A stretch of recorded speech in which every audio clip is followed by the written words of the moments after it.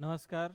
मैं आर सरकार current affairs के इस नए वीडियो में आप सभी का स्वागत है। आज हम लोग करंट अफेयर्स के जिन टॉपिक को देखेंगे उसके बारे में जानने पहले करंट अफेयर्स से संबंधित आज जिन प्रश्नों को देखेंगे उसमें भारत रूस रूस संयुक्त कार्य समूह की बैठक जो है में किन किन बातों पर चर्चा हुई। भारत और रूस के बीच में जो है जो बैठक हुई है उसमें राष्ट्रीय उपभोक्ता दिवस कब मनाया जाता है, प्रधानमंत्री नरेंद्र मोदी जो है कुवैत यात्रा पर गए थे उसमें इन्हें किन पदवी से नवाजा गया, इन्हें कौन सी उपाधि मिली और क्या क्या किन किन मुद्दों पर जो है चर्चा हुई उसके बारे में जानेंगे। सौर कृषि फीडर परियोजना क्या है, विकसित पंचायत कर्मयोगी कार्यक्रम क्या है, किस सरकार के द्वारा शुरू किया गया, क्वांटम प्रौद्योगिकी क्या होती है, सीपी ग्राम्स क्या है, पशु आश्रय स्थल का उद्देश्य क्या है, पश्मीना परमाणु केंद्र कहाँ खुला है, शून्य कचरा हवाई अड्डा किसे घोषित किया गया है, पहला वाइन उत्पादन इकाई कहाँ में स्थापित हुई है,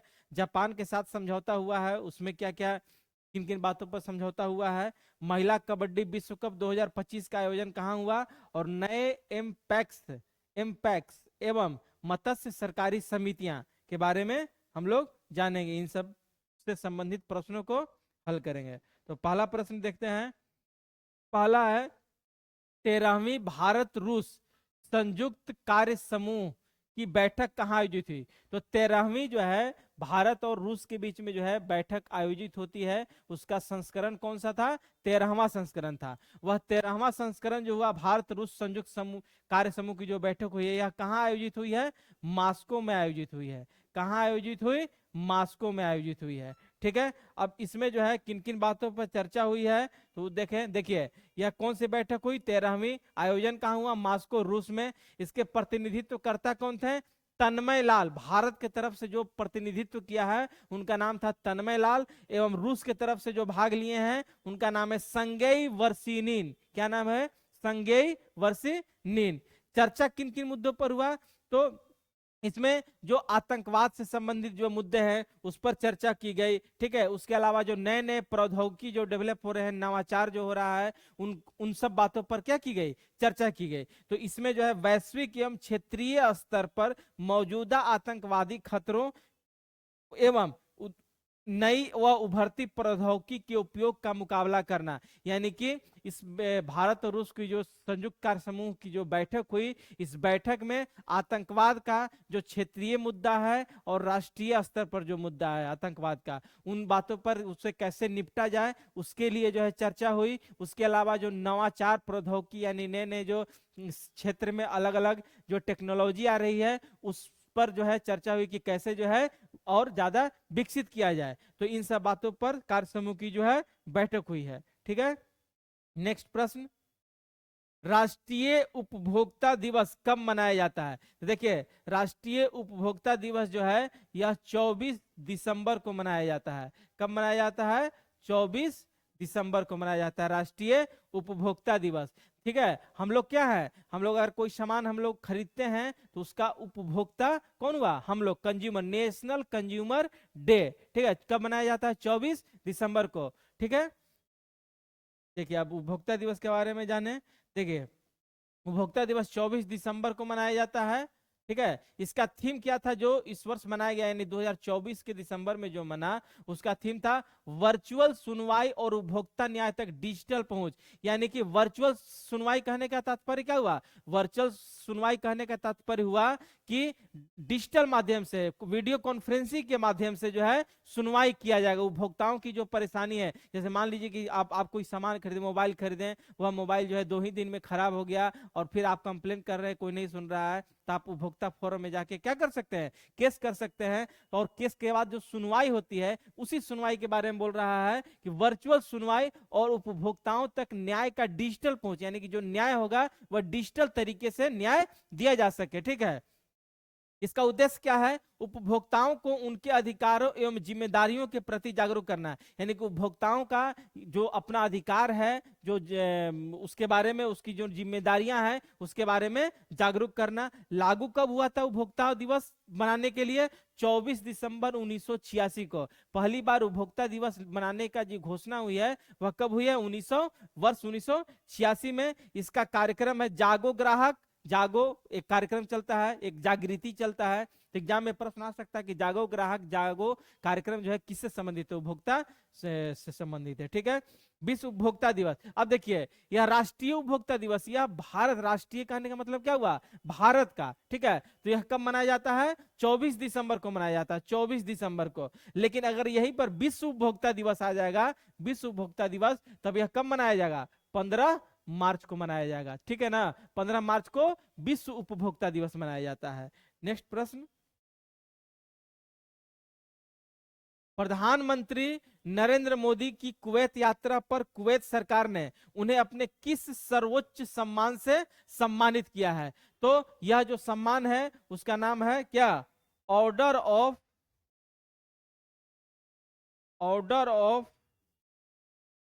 मुबारक मुबारक अल कबीर। देखिए प्रधानमंत्री नरेंद्र मोदी जो कुवैत यात्रा पर गए थे, तो उस कुवैत यात्रा पर कुवैत की जो सरकार है उन्होंने नरेंद्र मोदी को जो है एक अपने देश का सबसे सर्वोच्च सम्मान दिया। उस सम्मान का नाम क्या है, Order of Mubarak Al Kabir, Order of Mubarak Al Kabir. ठीक है, देखिए 43 वर्ष में किसी भारतीय प्रधानमंत्री की पहली कुवैत यात्रा थी। प्रधानमंत्री जो गए हैं यह 43 वर्षों के बाद कुवैत जो है वहां पर जाने वाले यह प्रधानमंत्री बने हैं। इसके अलावा कुवैत में आयोजित 26वें अरेबियन गोल्फ कप के उद्घाटन समारोह, वहां पर एक खेल चल रहा था, गोल्फ खेल, ठीक है ना, गोल्फ का खेल, उसका अरेबियन गोल्फ कप, उसका जो उद्घाटन समारोह था, उस उद्घाटन समारोह में इन्होंने क्या किया, शिरकत किया, भाग लिया। ठीक, अतिथि के रूप में।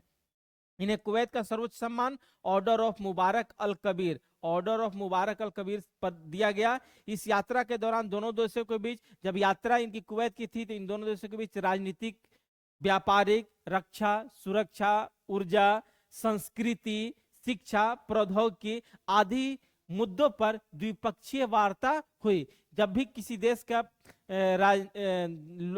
अपने देश में आते हैं, अपने देश के जो प्रतिनिधि वहां जाते हैं, तो उन दोनों देशों के बीच द्विपक्षीय वार्ता होती है और अलग अलग मुद्दों पे, अलग अलग विषयों पे कि क्या क्या करना है, क्या क्या नहीं करना है, उस पर समझौता होता है, एमओयू साइन होता है। ठीक है, कुवैत के प्रधानमंत्री जो है उनका नाम है, बहुत लंबा नाम है, उनका नाम है शेख अहमद अब्दुल्ला अल अहमद अल जबर अल मुबारक अल सबा, बहुत लंबा नाम है। ठीक है ना, क्या नाम है उनका कुवैत के प्रधानमंत्री का, शेख अहमद अब्दुल्ला अल अहमद अल जबर अल मुबारक अल सबा। ठीक है, तो कुवैत बहुत लंबा नाम है। इस अवसर पर कुवैत अंतरराष्ट्रीय सौर गठबंधन का सदस्य बना। देखिए सूर्य ऊर्जा, सूर्य से जो बिजली बनाने की जो बात हो रही है, उसके लिए अंतरराष्ट्रीय स्तर पर एक गठबंधन है कि सूर्य की ऊर्जा का जो प्रयोग करके जो है बिजली उत्पादन किया जाए, उसके लिए एक अंतरराष्ट्रीय सौर गठबंधन है। उस गठबंधन में कुवैत क्या किया, भाग लिया। ठीक है, तो यह था नरेंद्र मोदी का कुवैत यात्रा। ठीक है, नेक्स्ट है मुख्यमंत्री सौर कृषि फीडर परियोजना 2.0 का शुभारंभ किस राज्य के मुख्यमंत्री ने किया। तो देखिए मुख्यमंत्री सौर कृषि फीडर परियोजना 2.1 का शुभारंभ महाराष्ट्र के मुख्यमंत्री, सीएम जो है, कौन है महाराष्ट्र के सीएम, महाराष्ट्र के सीएम है देवेंद्र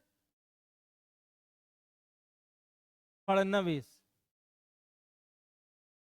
देवेंद्र फडणवीस। ठीक है ना, तो मुख्यमंत्री सौर कृषि फीडर परियोजना 2.0 का शुभारंभ जो है महाराष्ट्र के मुख्यमंत्री देवेंद्र फडणवीस ने किया। ठीक है, देखिए इसका उद्देश्य क्या था कि कृषि जो फीडर है, सिंचाई में कृषि खेतों में फीडर लगा हुआ होता है, उस फीडर को जो है सौर ऊर्जा का उपयोग करके जो है उस फीडर को चलाना, और फीडर चलेगा तो क्या होगा, खेतों में सिंचाई की व्यवस्था सुलभ हो पाएगी, सुगम होगी, आधारित। ठीक है, तो यह जो है कृषि फीडरों को सौर ऊर्जा से संचालित करना, इसका मुख्य उद्देश्य क्या था इस परियोजना का, सौर, नाम में ही है सौर कृषि फीडर परियोजना, यानी कि कृषि फीडरों को सौर ऊर्जा से चलाना। ठीक है, इसका उद्घाटन कहाँ हुआ? वाशिम जिले के उम्ब्राथा एवं धाराशिव जिले के नारंगवाड़ी में। यह महाराष्ट्र में ही पड़ता है दोनों, वाशिम जिला और धाराशिव जिला। धाराशिव जिला का नारंगवाड़ी में और वाशिम जिले के उम्ब्राथा में। ठीक है, महाराष्ट्र के मुख्यमंत्री कौन नए बने हैं? देवेंद्र फडणवीस। और उसके उप मुख्यमंत्री कौन है? एकनाथ शिंदे। जबकि इसके पहले जस्ट उल्टा था, चुनाव से पहले एकनाथ शिंदे मुख्यमंत्री थे, देवेंद्र फडणवीस उप मुख्यमंत्री थे। इस योजना से किसानों को दिन भर की कृषि कार्य के लिए पर्याप्त व सस्ती बिजली उपलब्ध कराई जाएगी। इस परियोजना के आने से क्या होगा कि जो महाराष्ट्र के जो किसान हैं उन किसानों को जो है सस्ती बिजली, मुफ्त सस्ती बिजली जो है मिल पाएगी, जिससे उनका कृषि कार्य में ज्यादा।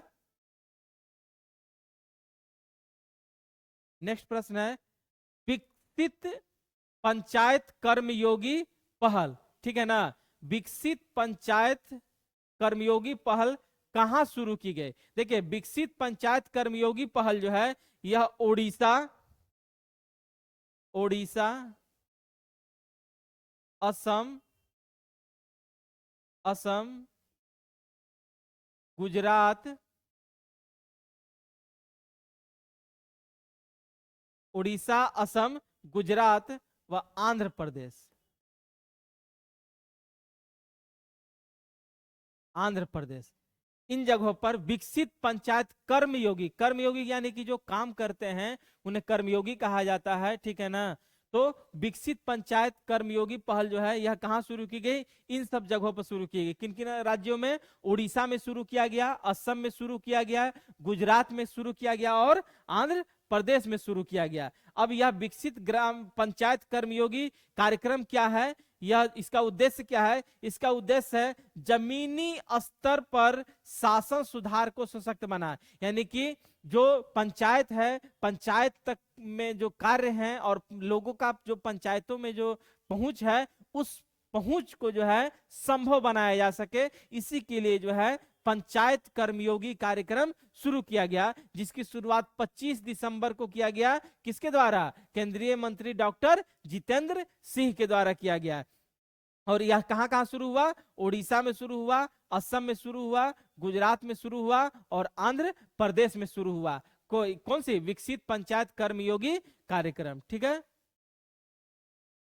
नेक्स्ट प्रश्न है, विज्ञान व प्रौद्योगिकी विभाग ने अखिल भारतीय तकनीक शिक्षा परिषद के सहयोग से भारत में किस क्षेत्र में स्नातक स्तर पर समर्थित पाठ्यक्रम की घोषणा की है? देखिए, विज्ञान व प्रौद्योगिकी विभाग जो है भारत सरकार का, साइंस एंड टेक्नोलॉजी जो डिपार्टमेंट है, वह अखिल भारतीय तकनीकी शिक्षा परिषद, अखिल भारतीय तकनीकी शिक्षा परिषद कहने का मतलब AICT, ठीक है ना, AICT, जो AICT से अप्रूव्ड होता है ना कॉलेज, वही है अखिल भारतीय तकनीकी शिक्षा, AICTE होता है। शिक्षा परिषद के सहयोग से भारत के किस क्षेत्र में स्नातक स्तर पर, देखिए भारत के किस क्षेत्र में, तो यह क्वांटम प्रौद्योगिकी के क्षेत्र में। कौन सा प्रौद्योगिकी? क्वांटम प्रौद्योगिकी, क्वांटम टेक्नोलॉजी। ठीक है, क्वांटम मैकेनिक्स भी होता है, क्वांटम मैकेनिक्स बहुत ही लेटेस्ट है। ठीक है, क्वांटम प्रौद्योगिकी के क्षेत्र में जो है स्नातक स्तर पर एक पाठ्यक्रम शुरू किया गया है। किसके द्वारा? विज्ञान एवं प्रौद्योगिकी विभाग के द्वारा। AICTE से इसको क्या है, मान्यता मिला हुआ है इस पाठ्यक्रम को, क्वांटम प्रौद्योगिकी को। देखिए, अब यह है क्या? देखिए, क्वांटम प्रौद्योगिकी क्या है? यह क्वांटम प्रौद्योगिकी यांत्रिकी, यह परमाणुओं, अणुओं एवं अन्य मूलकण, जैसे मूलकण कौन कौन होते हैं? इलेक्ट्रॉन होते हैं, प्रोटॉन होते हैं, न्यूट्रॉन होते हैं। इनकी आदि के गुण, जो इसका गुण है इलेक्ट्रॉन, प्रोटॉन और न्यूट्रॉन, इन सब का जो गुण है उसकी व्याख्या करता है कि सिद्धांत पर आधारित होता है। ये जो क्वांटम मैकेनिक्स है, क्वांटम मैकेनिक्स जो है वह किस पर आधारित होता है? परमाणुओं, एटम, अणुओं, उसके अलावा जो है मूलकण। मूलकण कौन कौन है हमारा? इलेक्ट्रॉन है, प्रोटॉन है, न्यूट्रॉन है। वैसे तो ये तो पार्टिकल है, इसके अलावा सब एटॉमिक पार्टिकल भी है, ठीक है ना। सब एटॉमिक पार्टिकल क्या होता है, सब एटॉमिक पार्टिकल अभी लगभग जो है 30 के आसपास जो है टोटल पार्टिकल हो गए हैं, ठीक है। तो यह जो है उसी के बारे में क्वांटम मैकेनिक्स जो है, क्वांटम यांत्रिकी जो है, इसी के सिद्धांत को क्या करता है, क्वांटम प्रौद्योगिकी के अंदर व्याख्या करता है। इस प्रौद्योगिकी के विकास का मुख्य उद्देश्य है कंप्यूटिंग के क्षेत्र में क्वांटम यांत्रिकी के गुणों का प्रयोग करना है। इसके विकास, इसका उद्देश्य स्नातक के पाठ्यक्रम में जोड़ने का मुख्य उद्देश्य है कि बच्चा जो है स्नातक में जब पढ़ेगा तो वह अगर इस चीज का पढ़ाई करेगा, इस क्षेत्र का, तो वह जो है कंप्यूटिंग के क्षेत्र में जो है अच्छा चीज, कंप्यूटिंग के क्षेत्र में जो है वह ज्यादा तरक्की कर सकता है, स्किल्स सीख सकता है, और क्वांटम प्रौद्योगिकी के बारे में जो उसका योगदान है अपना जो देने लायक अगर उस सक्षम है तो दे सकता है, ठीक है। तो यही था क्या, क्वांटम प्रौद्योगिकी, जिसे शुरू किया गया है किसके द्वारा, विज्ञान एवं प्रौद्योगिकी मंत्रालय के द्वारा, ठीक है।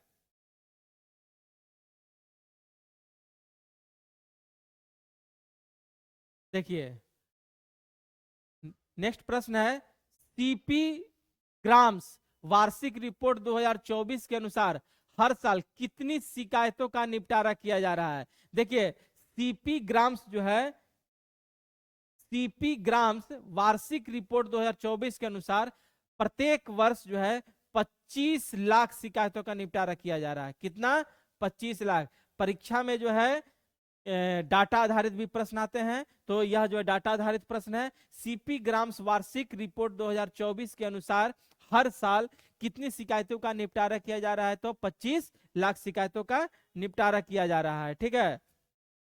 देखिए अब सीपी ग्राम्स क्या है, सीपी ग्राम्स का फुल फॉर्म है centralised public grievance redress and monitoring system. क्या है इसका फुल फॉर्म, देखिए centralised public grievance redress and monitoring system. यह विश्व का सबसे बड़ा नागरिक इंटरफेस प्लेटफॉर्म है। यह जो है विश्व का सबसे बड़ा नागरिक यानी कि जो जनता है उससे संबंधित इंटरफेस प्लेटफॉर्म है, जहां पर जो है क्या होता है, शिकायत जो मिलती है उस शिकायतों का इसके माध्यम से निपटारा किया जाता है, ठीक है। नेक्स्ट प्रश्न है, भारतीय राष्ट्रीय राजमार्ग प्राधिकरण द्वारा आवारा मवेशियों की समस्या को दूर करने एवं पशु संबंधी दुर्घटनाओं को रोकने के लिए कौन सी परियोजना शुरू किया है। देखिए एनएच पर जो है आए दिन जो है पशुओं का एक्सीडेंट हो जाता है।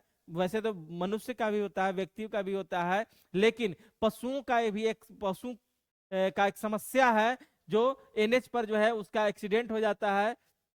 उसी समस्या को दूर करने के लिए जो है एक योजना शुरू की गई है जिसका नाम है पशु आश्रय स्थल। पशु आश्रय स्थल, यह परियोजना शुरू की गई है किसके लिए, पशुओं के संरक्षण के लिए। क्या नाम है उसका, पशु आश्रय स्थल, ठीक है। यही जो है किसके द्वारा शुरू की गई है, राष्ट्रीय राजमार्ग प्राधिकरण के द्वारा, ठीक है। देखिए अब है पशु आश्रय स्थल जो है यह राष्ट्रीय राजमार्ग पर स्थापित किया जाएगा, जो नेशनल हाईवे है उसी नेशनल हाईवे पर इसको स्थापित किया जाएगा। उद्देश्य क्या है, आवारा मवेशियों की समस्या को दूर करना एवं पशु संबंधी दुर्घटनाओं को रोकना। अभी मैंने बताया कि जो एनएच पर आवारा मवेशी घूमते रहते हैं, उनका दुर्घटना हो जाता है, उन दुर्घटना को रोकने के लिए जो है इस स्थल में उसको क्या किया जाएगा, शिफ्ट कर दिया जाएगा। यात्रियों के लिए सुरक्षित यात्रा अनुभव प्रदान करना। अब रोड पे चल रहे हैं एनएच पे 100 की स्पीड में, अब पशु आ गया, आवारा पशु, तो एक्सीडेंट हो गया, उससे जान माल की हानि होती है, इधर भी होती है, और पशु का जो होता है वो अलग से होता है, ठीक है। इस स्थल का जो आकार पशु आश्रय स्थल होगा यह 0.21 से 2.29 हेक्टेयर के बीच में होगी, यानी कि जहां ज्यादा पशुओं की संख्या आवारा होगी वहां पर ज्यादा बड़ा क्षेत्र होगा, जहां कम होगी उस अनुसार जो है बनाया जाएगा। इसकी स्थापना के लिए national highway authority of India और गवार कंस्ट्रक्शन लिमिटेड के बीच में क्या हुआ है, समझौता हुआ है, ठीक है। देखिए national highway authority of India जो है इसकी स्थापना कब हुई है, 1988 में national highway authority of India जो एनएच है, ठीक है, उसका स्थापना 1988 में हुआ है, जिसका मुख्यालय नई दिल्ली है, और वर्तमान में जो इसके अध्यक्ष हैं उनका नाम है संतोष यादव। क्या नाम है उनका, संतोष यादव नाम है, ठीक है। नेक्स्ट प्रश्न है, केंद्रीय वन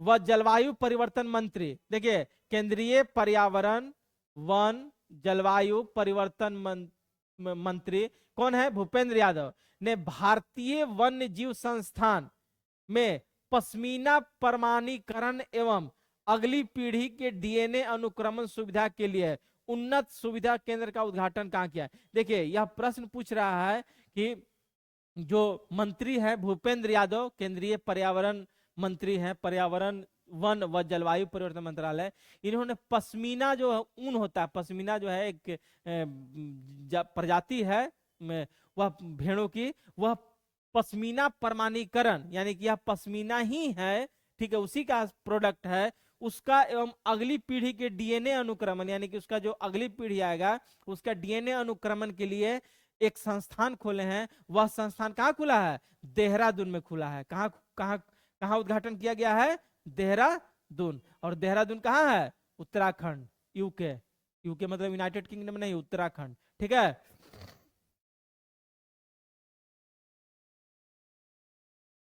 देखिए यह शुरू कहाँ हुआ? देहरादून भारतीय वन्य जीव संस्थान में। भारतीय, अब एग्जाम प्रश्न में आ सकता है भारतीय वन्य जीव संस्थान कहाँ है? तो देहरादून में है। वहां पर कौन सा केंद्र खुला है? पश्मीना प्रमाणन केंद्र खुला है। इस अवसर पर इस केंद्र का पहला विशिष्ट पहचान बार कोड एवं प्रमाण पत्र जारी किया गया। इसके लिए जो वहां पर एक विशिष्ट पहचान पत्र जारी किया गया और पहचान बार कोड जारी किया गया और प्रमाण पत्र जारी किया गया। इसमें अगली पीढ़ी अनुक्रमण सुविधा एक क्रांतिकारी तकनीक है जो पूरे जीनोम को तेजी से डिकोड करेगा, जिससे जैव विविधता, विकासात्मक संबंध एवं आबादी के स्वास्थ्य में गहरी जानकारी मिलेगी। इस तरह का जो तकनीक है उस तकनीक से क्या होगा? जीनोम को डिकोड करने में आसानी मिलेगी, जिससे जो है क्या होगा? आबादी के जो स्वास्थ्य में उसके विविधताओं का, जो पश्मीना का जो विविधता है उसका संबंध में ज्यादा से ज्यादा जानकारी मिलेगा इस केंद्र के माध्यम से, ठीक है। नेक्स्ट प्रश्न है, भारत का पहला शून्य कचरा हवाई अड्डा कौन बना? देखिए भारत का पहला शून्य कचरा कहने का मतलब क्या हुआ? कि कचरा से मुक्त, ठीक है ना। यह जो है इंदौर का जो है देवी होलकर, अहिल्याबाई होलकर एयरपोर्ट जो है उसी को भारत का पहला शून्य कचरा हवाई अड्डा घोषित किया गया है। क्या नाम है उसका? देवी अहिल्याबाई होलकर एयरपोर्ट। एयरपोर्ट कहाँ है? इंदौर में है। इंदौर जानते ही हैं क्या है? भारत का सबसे स्वच्छ शहर है, ठीक है। तो यही था क्या? भारत का पहला शून्य हवाई अड्डा। देखिए नाम क्या है? देवी अहिल्याबाई होलकर हवाई अड्डा इंदौर में है। इससे पहले इससे हवाई अड्डे पर उत्पन्न सभी प्रकार के कचरे का पुनर्नवीकरण एवं पुनः उपयोग किया जाएगा, यानी कि जो भी कचरा होगा उसको जो है रिन्यूअल किया जाएगा, रिन्यू किया जाएगा, उससे बनाया जाएगा। इसका उद्घाटन केंद्रीय नागरिक उड्डयन मंत्री कौन है? के राम मोहन नायडू, आंध्र प्रदेश के हैं, ठीक है। के राम मोहन नायडू इन्होंने किया है, ठीक है।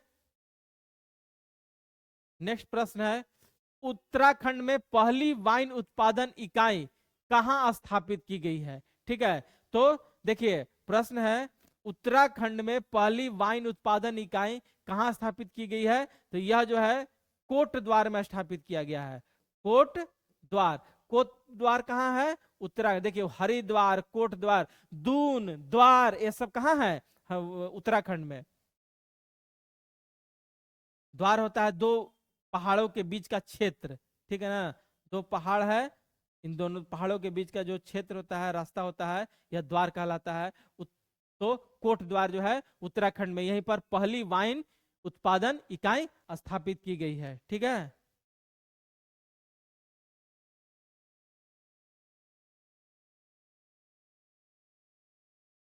नेक्स्ट प्रश्न है, देखिए इसके बारे में थोड़ा जान ले। वाइन उत्पादन इकाई इसका स्थापित कहाँ हुआ? उत्तराखंड के कोटद्वार में। उद्देश्य क्या है? वाइन पर्यटन को बढ़ावा देना, ठीक है। वाइन पर्यटन के अंतर्गत वाइन प्रेमियों को वाइन उत्पादन इकाई व इसके परिसर का भ्रमण का अवसर मिलेगा। ठीक है, जो शराब, एक तरह से शराब की फैक्ट्री है वाइन, ठीक है ना, शराब की फैक्ट्री में लोग जो है जाएंगे, वहां देखेंगे कि कैसे कैसे बन रहा है। जो शराब के जो प्रेमी हैं, ठीक है, इस वक्त अपने बिहार में बंद है, शराब के जो प्रेमी है वह इन उत्पादन इकाइयों में जाएंगे, वहां का परिसर में भ्रमण करेंगे, ठीक है, देखेंगे। उत्तराखंड में माल्टा, वेब, बुरांस के फूल, नाशपाती, गलगल जैसे फलों की प्रचुरता है, जिसका उपयोग वाइन उत्पादन में किया जाता है। देखिए वाइन में जो है फल से ही बनाया जाता है उसमें, लेकिन जो है उसका बहुत इम्पैक्ट भी है अलग अलग अल्कोहल की मात्रा के कारण जो है, ठीक है। तो उसमें माल्टा, वेब, बुरांस के फूल, नाशपाती, गलगल ये सब से बनाया जाता है। वाइन पर्यटन की शुरुआत जो है, यस देखिए वाइन का जो पर्यटन, जो वाइन पर्यटन इसमें जो है जाके लोग घूमेंगे, भ्रमण करेंगे, देखेंगे, इसकी शुरुआत कैलिफोर्निया से हुई थी। कब हुई थी? 1970 में। कैलिफोर्निया में एक जगह है मोंडावी, ठीक है ना, वही मोंडावी में जो है इसका शुरुआत हुआ था वाइन पर्यटन का। ठीक है, नेक्स्ट प्रश्न है, उत्तर प्रदेश सरकार ने किस देश के साथ औद्योगिक सहयोग, पर्यटन एवं व्यवसायिक शिक्षा जैसे क्षेत्रों में बढ़ावा देने के लिए समझौता किया है? देखिए, तो यह प्रश्न है, उत्तर प्रदेश सरकार ने किस देश के साथ औद्योगिक सहयोग, पर्यटन, व्यवसायिक शिक्षा जैसे क्षेत्रों में सहयोग को बढ़ावा देने के लिए समझौता किया है? जापान, जापान के साथ। किसके साथ? जापान के साथ समझौता किया है। जापान की जो सरकार है या वहां के सरकार के साथ जो है उत्तर प्रदेश सरकार समझौता किया है, जिसमें जापान इंडस्ट्रियल के सेक्टर में यूपी में विकास करने के लिए जो है, ठीक है, उसके अलावा पर्यटन के क्षेत्र में विकास के लिए, व्यावसायिक शिक्षा जो है, स्किल डेवलपमेंट का जो कोर्स है उसके क्षेत्र में जो है विकास करने के लिए, सहयोग बढ़ावा देने के लिए जो है जापान के साथ एमओयू साइन किया गया है। एमओयू का मतलब होता है मेमोरी ऑफ अंडरस्टैंडिंग, समझौता ज्ञापन, ठीक है, उसके साथ किया गया है। इसमें विकास होगा आगे। नेक्स्ट है, महिला कबड्डी विश्व कप 2025 का आयोजन कहाँ किया जाएगा? तो प्रश्न क्या है, महिला कबड्डी 2025, महिला कबड्डी विश्व कप 2025 का आयोजन जो है या कहाँ किया जाएगा? तो कहाँ किया जाएगा? राजगीर में किया जाएगा।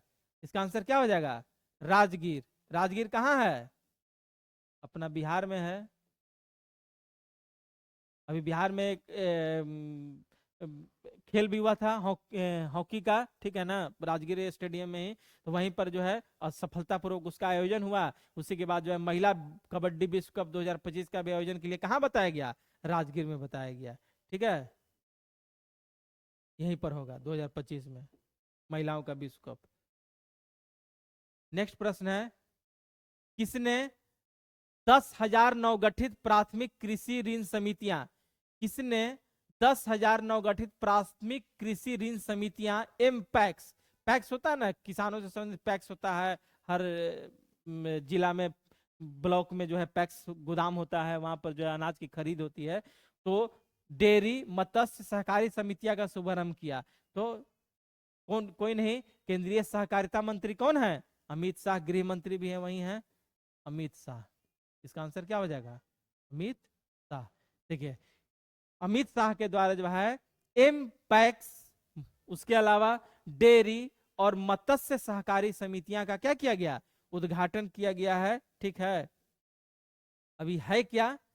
इसका शुभारंभ नए एमपैक्स और मत्स्य सहकारी समितियां, जिसका शुभारंभ नई दिल्ली में केंद्रीय गृह एवं सहकारिता मंत्री अमित शाह के द्वारा किया गया, जिसका उद्देश्य है किसान डेयरी उत्पादकों, किसानों के जो डेयरी उत्पाद हैं उनका मत्स्य पालन माने मछली पालन से जुड़े जो समुदाय हैं उनको बेहतर वित्तीय सेवाएं एवं समर्थन देना। यानी कि जो डेयरी उद्योग से जुड़े हुए हैं, मत्स्य विभाग से जुड़े हुए हैं, उनको जो है बेहतर वित्तीय सेवाओं और समर्थन देना। ठीक है ना, यानी कि उनको ज्यादा से ज्यादा सहायता प्रदान करना, जिससे उनका आमदनी क्या हो? बढ़े। और आमदनी बढ़ेगा तो क्या होगा? वो सशक्त होंगे। ठीक है, इससे किसानों एवं ग्रामीण समुदायों को वित्तीय समावेशन व आर्थिक सशक्तिकरण में मदद मिलेगी। जब उनका इनकम बढ़ेगा तो वित्तीय समावेशन उनका ज्यादा होगा, वो सशक्त ज्यादा हो पाएंगे। इसी के लिए उद्देश्य से जो है नए एमपैक्स और मत्स्य सहकारी समितियां जो है खोला गया है। ठीक है,